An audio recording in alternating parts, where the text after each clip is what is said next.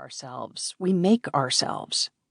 Authenticity is a way of expressing our freedom, to realize and accept that we are free, to be lucid about what we can and can't choose about ourselves, our situation, and others, and to use our freedom as a tool to shape ourselves.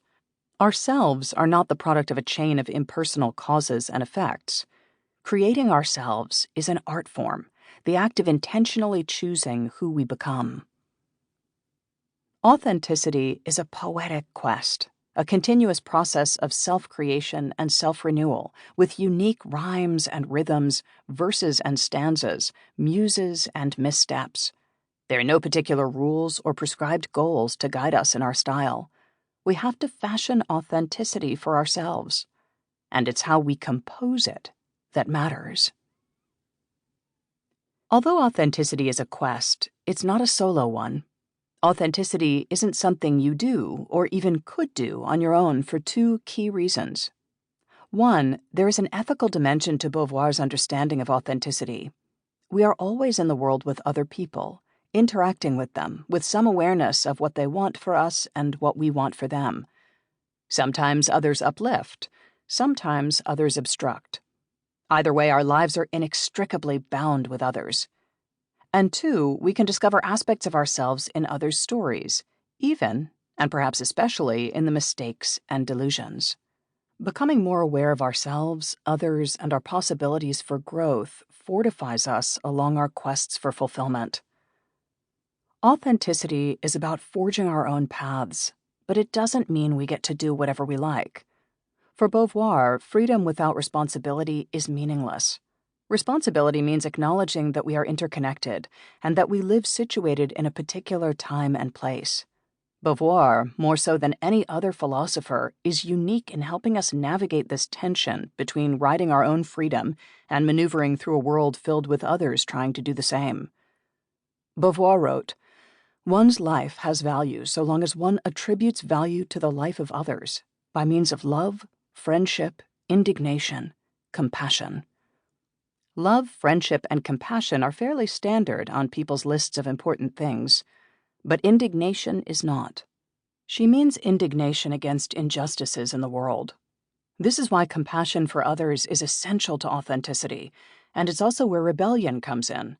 Rebellion against oppression, and rebellion for every person's right to freely create their own lives. In the lead-up to World War II, Beauvoir tended toward pacifism, but upon seeing the spread and horrors of fascism, she realized the importance of humanism, solidarity, and resistance. She lived through Nazi-occupied Paris. Her life partner, Jean-Paul Sartre, spent 9 months as a prisoner of war. Many of her friends mysteriously disappeared. Beauvoir launched a resistance group but later disbanded it because people in other resistance groups started getting arrested and vanishing. In 1939, she wrote, "History took hold of me and never let go thereafter." The ethics of authenticity also never let her go. Beauvoir captures the ethical dimension of authenticity with the idea of intersubjectivity, that is, the mutual recognition and respect for one another's freedom. In one of her most provocative essays, "Must We Burn Sod?" Beauvoir examined the possibilities of intersubjectivity in sexual sadism. The Marquis de Sade was an 18th-century libertine who enjoyed violence, sexual cruelty, and performing acts of torture. Beauvoir saw Sade as an example of someone who was authentic in the sense that he created his own rules, was uninhibited by social mores, and was passionate about writing and sadism.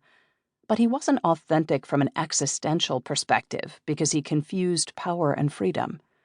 He turned scandal into a duty, ignored social inequality, robbed his victims of their freedom by turning them into passive objects of his desires, and his actions were tyrannical. The implication of Beauvoir's thinking here is that egoism such as Sade's might feel to you as true to yourself. But this way of living overlooks the interconnectedness of our existences. Authenticity isn't a selfish, inward-only quest.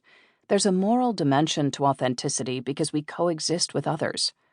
Existential freedom entails a responsibility to others because we share the same human condition.